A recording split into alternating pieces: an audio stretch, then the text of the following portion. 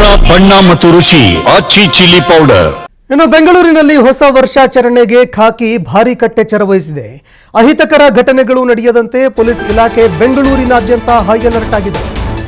ಇಡೀ ಬೆಂಗಳೂರಿನ ಮೂಲೆ ಮೂಲೆಯಲ್ಲೂ ಪೊಲೀಸ್ ಅಧಿಕಾರಿಗಳು ಫುಲ್ ಅಲರ್ಟ್ನಲ್ಲಿ ಇದ್ದಾರೆ. ಎಂಜಿ ರಸ್ತೆಯ ಎರಡೂ ಬದಿಗಳಲ್ಲಿ ಬ್ಯಾರಿಕೇಡ್ ಅಳವಡಿಕೆ ಮಾಡಲಾಗಿದೆ.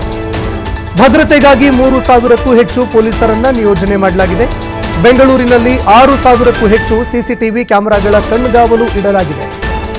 ಒಟ್ಟು 6,000ಕ್ಕೂ ಹೆಚ್ಚು ಸಿಸಿಟಿವಿ ಕ್ಯಾಮೆರಾ ಅಳವಡಿಕೆ ಮಾಡಲಾಗಿದೆ. ಪ್ರಮುಖ ರಸ್ತೆಗಳಲ್ಲಿ ವಾಚ್ ಟವರ್ಗಳನ್ನು ನಿರ್ಮಾಣ ಮಾಡಿ ಪೊಲೀಸ್ ಅಧಿಕಾರಿಗಳು ನಿಗಾ ವಹಿಸಿದ್ದಾರೆ.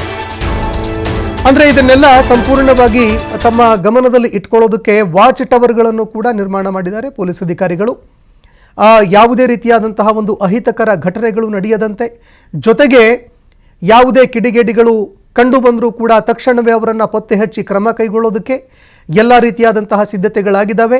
6,000 ಸಿಸಿಟಿವಿ ಕ್ಯಾಮೆರಾಗಳನ್ನು ಅಳವಡಿಕೆ ಮಾಡಿದ್ದಾರೆ. ಇದು ಎಂಜಿ ರಸ್ತೆಯಲ್ಲಿ ಇರುವಂತಹ ದೃಶ್ಯಾವಳಿ ನೋಡ್ತಾ ಇದ್ದೀರಿ ನೀವು. ರಸ್ತೆಯ ಎರಡೂ ಬದಿಗಳಲ್ಲೂ ಕೂಡ ಬ್ಯಾರಿಕೇಡಿಂಗ್ ಮಾಡಲಾಗಿದೆ. ಅಂದರೆ ನಡುವೆ ರಸ್ತೆಗಳು ಹೋಗೋದಕ್ಕೆ, ಜೊತೆಗೆ ಜನ ತಿರುಗಾಡೋದಕ್ಕೆ ಒಂದು ವ್ಯವಸ್ಥೆ ಕೂಡ ಮಾಡಲಾಗಿದೆ ಬ್ಯಾರಿಕೇಡ್ ಹಾಕಿ.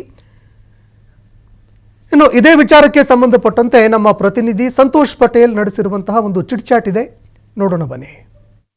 2025ರ ಅಂತ್ಯದಲ್ಲಿದ್ದೀವಿ. 2026ಕ್ಕೆ ಸ್ವಾಗತ ಕೋರಲಿಕ್ಕೆ ಎಲ್ಲ ಸಿದ್ಧತೆಗಳನ್ನು ಕೂಡ ಈಗ ಮಾಡ್ಕೊಂಡಿರುವಂಥದ್ದು. 2026ಕ್ಕೆ ಸ್ವಾಗತ ಕೋರಲಿಕ್ಕೆ ಬೆಂಗಳೂರು ನಗರ ಕೂಡ ಸಿದ್ಧವಾಗಿದೆ. ಈ ಬಗ್ಗೆ ಯಾವ ರೀತಿಯಾಗಿ ಬಂದೋಬಸ್ತನ್ನು ಮಾಡ್ಕೊಂಡಿದ್ದಾರೆ ಅಂತ ಕೇಳಲಿಕ್ಕೆ ನಮ್ಮ ಜೊತೆ ಇವತ್ತು ನಗರ ಪೊಲೀಸ್ ಆಯುಕ್ತರಾಗಿರುವಂಥ ಸೀಮಂತ್ ಕುಮಾರ್ ಸಿಂಗ್ ಸರ್ ಇದ್ದಾರೆ. ಅವ್ರನ್ನ ಮಾತಾಡ್ತಾ ಹೋಗೋಣ. ಸರ್, 2026ಕ್ಕೆ ಸ್ವಾಗತ ಕೋರಲಿಕ್ಕೆ ಇವತ್ತು ಎಲ್ಲ ರೀತಿಯ ಸಿದ್ಧತೆಗಳನ್ನು ಮಾಡ್ಕೊಂಡಿದ್ದಾರೆ. ಯಾವ ರೀತಿಯಾಗಿ ಭದ್ರತೆ ಇದೆ ಮತ್ತು ನಗರದಲ್ಲಿ ಎಲ್ಲೆಲ್ಲಿ ಏನೇನು ಕಾರ್ಯಕ್ರಮಗಳಿರುತ್ತೆ? ನಿಮ್ಮ ಈ ಮೊದಲು ಬರೀ 8 ಡಿವಿಷನ್ ಇತ್ತು, ಈಗ 11 ಡಿವಿಷನ್ಗಳಾಗಿರುವಂಥದ್ದು. ಯಾವ ರೀತಿಯಾಗಿ ನಿಮ್ಮ ಅಧಿಕಾರಿಗಳು ಸಿದ್ಧತೆಗಳನ್ನು ಮಾಡ್ಕೊಂಡಿದ್ದಾರೆ? ನೀವೇನು ಸೂಚನೆಗಳು ಕೊಟ್ಟಿದ್ದೀರಿ ಸರ್?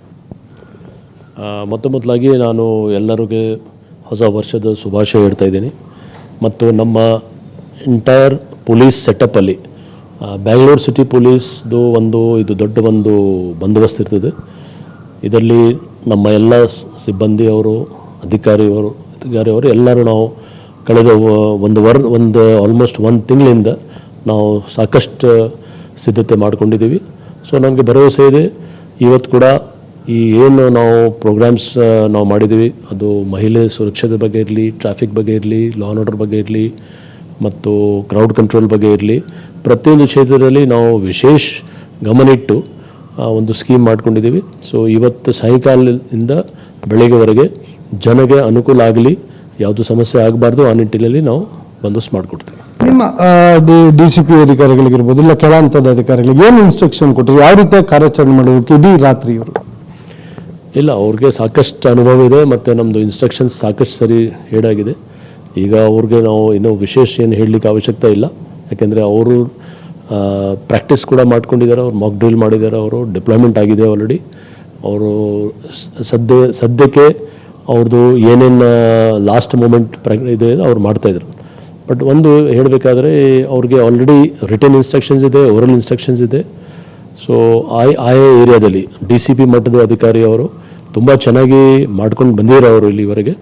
ನಾನು ಕೂಡ ನಿಮಗೆ ಗೊತ್ತಿರಬಹುದು, ಕಳೆದ ವಾರದಿಂದ ಎಲ್ಲ ಕಡೆ ನಾನೇ ಸ್ವತಃ ಖುದ್ದಾಗಿ ಹೋಗಿ ವಿಸಿಟ್ ಮಾಡಿದ್ದೀನಿ. ಆಲ್ಮೋಸ್ಟ್ ಅವರು ಕರೆಕ್ಟಾಗಿ ನಮ್ಮ ಇನ್ಸ್ಟ್ರಕ್ಷನ್ಸ್ ಪ್ರಕಾರ ಮಾಡಿಕೊಂಡಿದ್ದಾರೆ. ಮತ್ತು ಒಂದು ಸೆಟ್ ಪ್ರೊಸೀಜರ್ ಇದೆ, ಆ ಪ್ರಕಾರ ಅವ್ರು ಕೆಲಸ ಮಾಡಿದರೆ ಸಾಕು, ಜನಕ್ಕೆ ಅನುಕೂಲ ಆಗುತ್ತೆ. ಒಂದು ಹ್ಯಾಶ್ಟ್ಯಾಗ್ ಏನು ನಾವು ಹೇಳಿದ್ದೀವಿ, ಸೆಲೆಬ್ರೇಟ್ ರೆಸ್ಪಾನ್ಸಿಬಲಿ, ಜವಾಬ್ದಾರಿಯಿಂದ ಆಚರಿಸೋಣ, ಆ ನಿಟ್ಟಿನಲ್ಲಿ ಅವ್ರು ಕೆಲಸ ಮಾಡ್ತಾರೆ. ಎಲ್ಲೆಲ್ಲಿ ಕ್ರೌಡ್ ಸೇರ್ಬೋದು ಅಂತ ನಿಮ್ಮ ಒಂದು ನಿರೀಕ್ಷೆ ಇದೆ? ಎಷ್ಟು ಸೇರ್ಬೋದು ಸರ್? ಕ್ರೌಡ್ಸ್ ಬೇರೆ ಬೇರೆ ಕಡೆ ಇದೆ. ಒಂದು ನಮ್ಮ ಮೇನ್ ಸೆಂಟ್ರಲ್ ಬಿಸ್ನೆಸ್ ಡಿಸ್ಟ್ರಿಕ್ಟ್ ಇದೆ, ಅದರಲ್ಲಿ MG road, brigade road, church street, ಈ ಭಾಗದಲ್ಲಿ ಸರಾಸರಿ 4 ಲಕ್ಷಕ್ಕಿಂತ 5 ಲಕ್ಷ ಜನ ಸೇರ್ಬೋದು, ಅನುಮಾನ ಇದೆ ನಮಗೆ.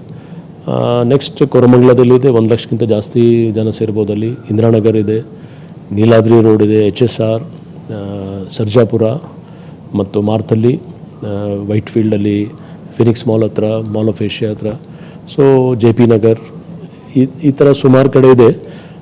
ಎಲ್ಲ ಸೇರಿ ಅಂದಾಜು 10 ಲಕ್ಷ ಜನರನ್ನು ನಿರೀಕ್ಷೆ ಮಾಡ್ತೀವಿ ಎಂಟೈರ್ ಸಿಟಿಯಲ್ಲಿ. ಸರ್, ವಿಶೇಷವಾಗಿ ಬರೀ ಮಹಿಳೆಯರ ಭದ್ರತೆಗೆ ಯಾವ ರೀತಿಯಾಗಿ ಸೂಚನೆಗಳನ್ನು ಕೊಟ್ಟಿದ್ರಿ ಸರ್? ಮಹಿಳೆ ಭದ್ರತೆ ಸುರಕ್ಷತೆಗೋಸ್ಕರ ಸಾಕಷ್ಟು ನಾವು ಕೆಲಸ ಮಾಡಿದ್ದೀವಿ.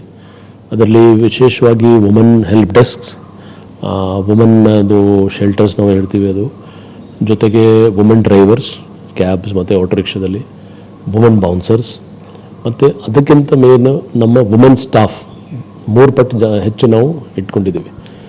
ಸೊ ಇದೆಲ್ಲ ಸೇರಿ ವುಮೆನ್ಗೋಸ್ಕರ ಮತ್ತು ನಮ್ಮದು ಆ್ಯಪ್ ಇದೆ, QR ಕೋಡ್ ಇದೆ, ಎಲ್ಲರ ಮುಖಾಂತರ 112ಗೆ ಯಾರು ಬೇಕಾದರೂ ಕಾಲ್ ಮಾಡ್ಬೋದು.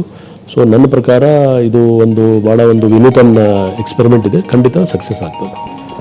ಪ್ರತಿ ಬಾರಿ ಆಗದೇ ಇರುವಂಥ ಒಂದು ಕ್ರಮನ ಈ ಬಾರಿ ಬೆಂಗಳೂರು ನಗರದಲ್ಲಿ ನೀವು ಆಯುಕ್ತರಾದ್ಮೇಲೆ ಮಾಡ್ಕೊಂಡಿದ್ದೀರಾ. ವಿಶೇಷವಾಗಿ ಅವರಿಗೆ ಎಕ್ಸ್ಟ್ರಾ ಟ್ರಾವೆಲ್ ಮಾಡೋಕ್ಕೆ ಬಸ್ಗಳಿರ್ಬೋದು, TT ಟ್ರಾವೆಲ್ ಇರ್ಬೋದು, ಈ ರೀತಿಯಾದ ಒಂದು ಪ್ಲಾನಿಂಗ್ ಈ ಯಾವ ಮಾನದಂಡವನ್ನು ಇಟ್ಕೊಂಡು ಇದನ್ನು ಮಾಡಬೇಕು ಅನ್ನಿಸ್ತು ಮತ್ತು ಹೊಸದಾಗಿ ನೀವು ಮೊದಲ ಬಾರಿಗೆ ಜಾರಿ ತಂದಿರಿ? ನಾವು ಬಂದೋಬಸ್ತ್ ಸ್ಟಾರ್ಟ್ ಮಾಡೋಕ್ಕೆ ಮುಂಚೆ ಕಳೆದ ಕೆಲವು ವರ್ಷದಲ್ಲಿ ಏನೇನು ಸಮಸ್ಯೆ ಆಯಿತು, ಇದು ಒಂದು ಸಮಸ್ಯೆ ನಮ್ಮ ಆಫೀಸರ್ಸ್ ಹೇಳಿದರು. ರಾತ್ರಿ ಲೇಟ್ ನೈಟಲ್ಲಿ 12 ಗಂಟೆ ಆದಮೇಲೆ, 1 ಗಂಟೆ ಆದಮೇಲೆ ಯಾವಾಗ ಇದು ಎಲ್ಲ ಅಂಗಡಿ ಬಂದಾಗುತ್ತೆ, ಆಗ ಕ್ಯಾಬ್ಸು, ಆಟೋ ರಿಕ್ಷಾ ಅದು ಎಲ್ಲ ಸಿಗೋದು ಕಷ್ಟ ಆಗುತ್ತೆ, ಯಾಕಂದರೆ ನಂಬರ್ಸ್ ಲಿಮಿಟೆಡ್ ಇದೆ. ಆ ನಿಟ್ಟಿನಲ್ಲಿ ನಾವು BMTC ಅವ್ರ ಜೊತೆಗೆ ಮಾತಾಡಿಕೊಂಡು BMTC ಬಸ್ಸಸ್ ಮತ್ತು ಕೆಲವು ಖಾಸಗಿ ಸಂಸ್ಥೆಯವ್ರ ಮಾತಾಡಿಕೊಂಡು ಟೆಂಪೋ ಡ್ರೈವರ್ಸ್ ಅವ್ರ ಪೇಮೆಂಟ್ ಮೇಲೆ, ಅಂದರೆ ಪೇಮೆಂಟ್ ಮಾಡಿ ಅವ್ರು ಕರ್ಕೊಂಡು ತೊಗೊಂಡು ಅದರಲ್ಲಿ ಹೋಗಲಿ, ಅದರಲ್ಲಿ ಕೂಡ ನಮ್ಮ ಪೊಲೀಸ್ ಸಿಬ್ಬಂದಿ ಕೂಡ ನಾವು ನೇಮಿಸ್ತೀವಿ. ಸೊ ಇದು ನಮಗೆ ಐಡಿಯಾ ಬಂತು. ಮೋಸ್ಟ್ಲಿ ಇದು ಖಂಡಿತ ಅನುಕೂಲ ಆಗುತ್ತೆ ಜನಕ್ಕೆ. ಮತ್ತು ಅದು ನಾವು QR ಕೋಡ್ ಮುಖಾಂತರ ಎಲ್ಲಿ ಸಿಗುತ್ತೆ ಅದನ್ನು ಪಾಯಿಂಟ್ಔಟ್ ಮಾಡ್ಕೊಂಡಿದ್ದೀವಿ. ಪ್ಲಸ್ ಮೆಟ್ರೋದು ಟೈಮಿಂಗು ಹೆಚ್ಚು ಮಾಡಲಿಕ್ಕೆ ನಾವು ರಿಕ್ವೆಸ್ಟ್ ಮಾಡೋದಕ್ಕೆ ಅವ್ರು ಮೆಟ್ರೋ ಮಾಡ್ಕೊಂಡಿದ್ದಾರೆ. ಇಂಟರ್ವೆಲ್ ಕೂಡ ಜಾಸ್ತಿ ಕಡಿಮೆ ಮಾಡಿದ್ದಾರೆ, ಅಂದರೆ 10 ನಿಮಿಷ ಅಂತ 8 ನಿಮಿಷ ಮಾಡಿದ್ದಾರೆ.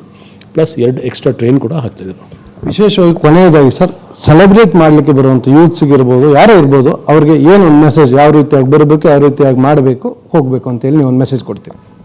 ಮೆಸೇಜ್ ಒಂದೇ ಇದೆ, ನಮ್ಮದು ಹ್ಯಾಶ್ಟ್ಯಾಗ್ ಇದೆ, ಸೆಲೆಬ್ರೇಟ್ ರೆಸ್ಪಾನ್ಸಿಬಲಿ, ಜವಾಬ್ದಾರಿಯಿಂದ ಆಚರಿಸೋಣ. ಇದರ ಅರ್ಥ ಅಂದರೆ ಎಲ್ಲರೂ ಸೆಲೆಬ್ರೇಟ್ ಮಾಡಲಿ, ಎಲ್ಲರೂ ಒಳ್ಳೆಯವರು ಇದ್ದಾರೆ, ನಮಗೆ ಯಾರ ಬಗ್ಗೆ ಏನು ತೊಂದರೆ ಇಲ್ಲ. ಆ ಸ್ವಲ್ಪ ಪರ್ಸೆಂಟೇಜ್ ಜನ ಯಾರು ಕೆಟ್ಟವರು ಇದ್ದಾರೆ, ಅವರು ಇದಕ್ಕೆ ತೊಂದರೆ ಮಾಡಲಿಕ್ಕೆ ಬಂದರೆ ಅವ್ರಿಗೆ ಒಂದು ವಾರ್ನಿಂಗ್ ಇದೆ, ಮತ್ತು ಸ್ಪಷ್ಟ ನಾವು ಒಂದು ಸೂಚನೆ ಕೊಟ್ಟಿದ್ದೀವಿ, ಅವ್ರ ಮೇಲೆ ಕ್ರಮ ತಗೊಳ್ತೀವಿ. ಸೊ ಖಂಡಿತ ನ್ಯೂ ಇಯರ್ ಸೆಲೆಬ್ರೇಟ್ ಮಾಡಲಿಕ್ಕೆ ಒಳ್ಳೆಯ ಉದ್ದೇಶದಿಂದ ಯಾರು ಬರ್ತಾರೋ ಅವ್ರಿಗೆ ಯಾವ್ದು ತೊಂದರೆ ಇಲ್ಲ. ಕೆಟ್ಟ ಉದ್ದೇಶದಿಂದ ಬಂದರೆ ಅವ್ರ ಮೇಲೆ ನಾವು ಕ್ರಮ ತಗೊಳ್ತೀವಿ. Thank you. ಕೇಳಿದಲ್ಲಿ ಇವಿಷ್ಟು ನಗರ ಪೊಲೀಸ್ ಆಯುಕ್ತರಾಗಿದ್ದ ಸಿ ಕುಮಾರ್ ಅವರ ಮಾತುಗಳು. ನಾವೇನು ಈಗಾಗಲೇ ಜವಾಬ್ದಾರಿಯುತವಾಗಿ ಸೆಲೆಬ್ರೇಷನ್ ಮಾಡಿ, ಆಚರಣೆ ಮಾಡಿ ಮನೆಗೆ ಹೋಗಿ ಅಂತ ಹೇಳಿದರೆ ಅದನ್ನು ಮಾಡಿ, ನಿಮ್ಗೆ ಬೇಕಾದ ಎಲ್ಲ ಸಹಕಾರವನ್ನು ನಾವು ಕೊಡ್ತೀವಿ, ನಿಮಗೆ ಬೇಕಾದ ಸಹಕಾರ ನಮ್ಮನ್ನು ತಗೊಳ್ಳಿ, ಅದನ್ನು ಮೀರಿ ನೀವೇನಾದ್ರು ನಡ್ಕೊಂಡ್ರೆ ಪೊಲೀಸರು ಕಾನೂನು ಕ್ರಮವನ್ನು ಕೈಗೊಳ್ಳಬೇಕಾಗಿತ್ತು ಅಂತೇಳಿ ಎಚ್ಚರಿಕೆಯನ್ನು ಕೂಡ ಕೊಟ್ಟಿರುವಂಥದ್ದು.